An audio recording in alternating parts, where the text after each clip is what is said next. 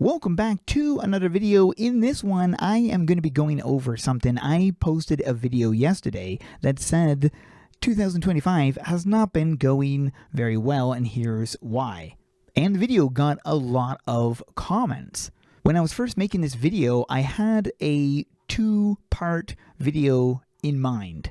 Now, as I mentioned, I did get a lot of comments. Now, one of the comments I had gotten, which has since been deleted, which is unfortunate, because they had presented the point that I had shown the content in a negative light, which in the video I had. My narrative was that we haven't gotten any story content for over a year, and the side content we have been getting could be put into story content instead of just the side content. This is based on hundreds of comments I've received over social media within the last 6 months. But the developers are working on an intro, and this intro is going to be paving the way forward to new story content. So it's coming, but as a small team, it takes a while to do that. If you guys had seen the video, you'd seen I'd gone over the January and February releases, showcasing just what we got over 2025. What I did fail to mention, however, is the things we've gotten in the previous year, which actually is a lot. I'm not going to go over every release we got. However, I will go over some of the big things we got. On January 30th, 2025, we got a new back accessory. And of course, the first item that goes in the back accessory costs $99 American, but I mean, it actually comes in a bundle, so you're not purchasing the wings, you're purchasing the dragon crystals and getting the wings along with them. Now, in 2024, we didn't get any actual main story content, but this past year wasn't so much about the content we got, it was more about what was introduced into the game. February 7th, 2024, Battle on Foothills arrives into the game. Unfortunately, it was not very well received by players, hence why there's a new one in the works. A new intro, I mean. So also, February 14th, the mail system comes out. Now, this wasn't quite the mailing system we were hoping it was going to be, but it is at least a mailing system that you can actually send mail to other players in the game. I think that's pretty cool. Another thing that most people probably never even think about, AQ3D's soundtracks are being replaced with original music made by Jongar, because a lot of the other soundtrack stuff that we had was commercial music by other people. It wasn't actually owned by AE, so Jongar and Broomtool were the ones who were making the original music for AQ3D, so that's great and a huge win. Another thing added, just in case. Now, he has shops at the beginning of every level in Greengard, Heartwood, Livingstone, Doomwood, Bonecliffs, Dragon Slayers, and Lolosia. So players can already get a leg up on the competition because they can equip better gear than what they'd be finding in the previous areas. It's just a small little touch, but it definitely does help with the early game stuff. Another thing introduced to the game, which I love, I think people really should check this out if they haven't, is the Battle On Museum. I think they could have done more with it, because right now it's just basically sitting there with those three little things. I wish all the other zones were added to it, because the Battle On Museum was a lot of fun to complete. That was March 13th, and on March 20th, the biggest feature we ever got hit the game, the housing system. Players are able to own a house and get house items to decorate their house. I mean, it was the biggest, has to be, because I can't think of anything bigger than housing. You can do anything you want with housing. Another awesome feature was the travel menu, so that the world map, which was updated so that it had a new interface, new interactable map, so you could travel to the locations by clicking on the nodes and stuff. Very cool. June 19th, we get a level cap increase to level 50. Also, the guild level cap was also increased to level 50.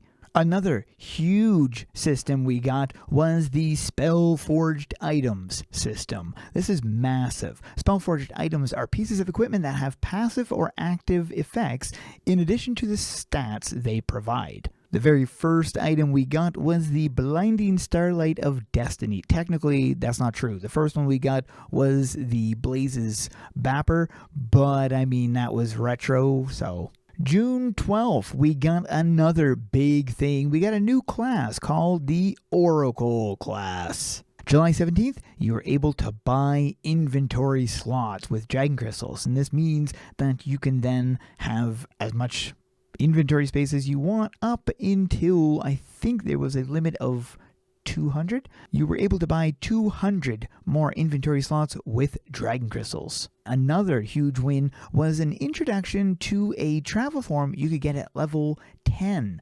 It says the intro has received a better player experience. Talk to Death to get the White Stone of the legendary Soul Dragon. Now, I'd gotten some comments on my video, people saying that AE still doesn't listen. Now, this is not true. They do listen. Here's proof of this. The rest of the equipable Nulgath items that were made has now been released to the players. This is because there were some Nulgath items that we still hadn't been able to obtain that were finally released, and this was based on player requests. Another thing I'd like to address from my previous video, when I was talking about no content, again, I was referring to story content, main story content, because we did get some good side content, one of which was the Azurcrest Island content. I loved that content, not to mention the big war we had, the ninja and stuff. Like, we've gotten some good side content. I just wish they led to something else. The Pirate and Ninja War has begun. I thought that was a really good release as well. Also, the fact that for a little while we had a PvP map that was not a real PvP map.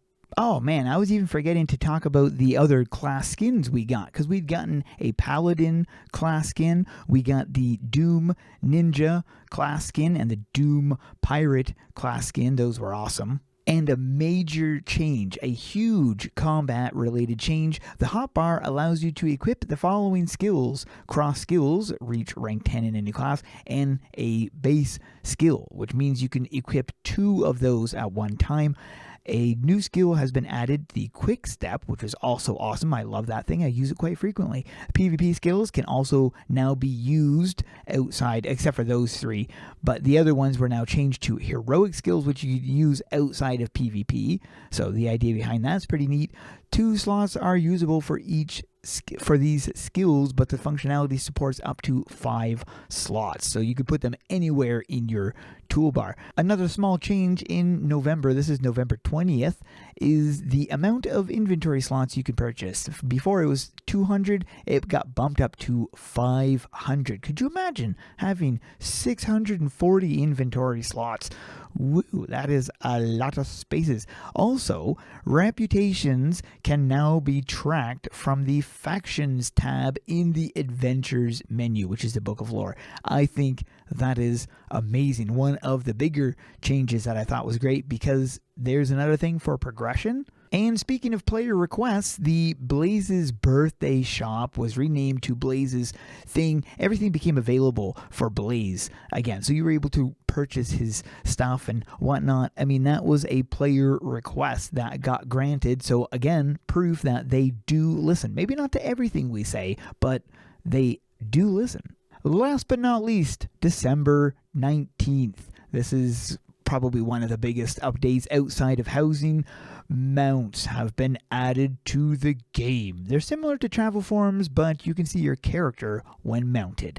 Mounts was something that was being requested way back in 2016. Has got to be probably the earliest player request in the game was to get mounts, and we actually got it. So yeah, 2025 has been somewhat lackluster compared to 2024, but the year is just starting. As I had stated in my previous video, the team is very small, so working on content, like if they're working on a collection chest, that's literally taking time away from working on content. Now, it doesn't mean that we're not going to be getting collections in the future. I mean, obviously, we're going to be getting Deja's collection in March. Now, there's a website I use called AQ3Dtracker.com. It has a server status showing how many people are currently playing AQ3D.